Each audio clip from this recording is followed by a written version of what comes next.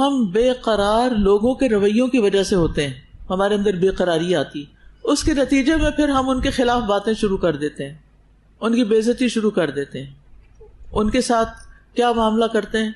بدتمیزی کا معاملہ کرتے ہیں۔ آپ دیکھیے کہ اگر کوئی اپنے والدین کی عزت نہیں کرتا، ریزن کوئی بھی ہو سکتی ہے، آپ کیا کہیں گے اس شخص کے بارے میں؟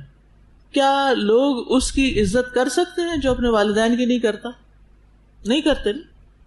اب یہ اپنے آپ کو بڑا حق بجانب سمجھ رہا ہے کہ سارا قصور میرے ماں باپ کا ہے، انہوں نے غلط تقسیم کی ہے، انہوں نے یہ زیادتی کی ہے، فلاں وقت میں مجھے چھوڑ دیا، وغیرہ وغیرہ۔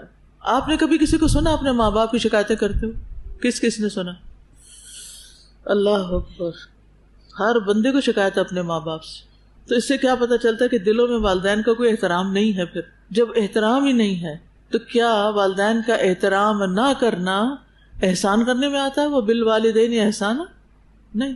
احسان کیا ہے کہ وہ نہیں اچھا کر رہے آپ سے، آپ کو شکایتیں ہیں، لیکن آپ کیا کر رہے ہیں؟ پھر بھی اچھا کر رہے ہیں۔ اتنا کام آپ کر سکتے ہیں کہ وہ اچھا نہیں کر رہے پھر بھی آپ اچھا کریں۔ انہوں نے آپ کی بچپن میں بہت پٹائی کی ہے، آپ ان کو اللہ کی خاطر معاف کر دیں اور ان کے لیے رحمت کی دعا کریں۔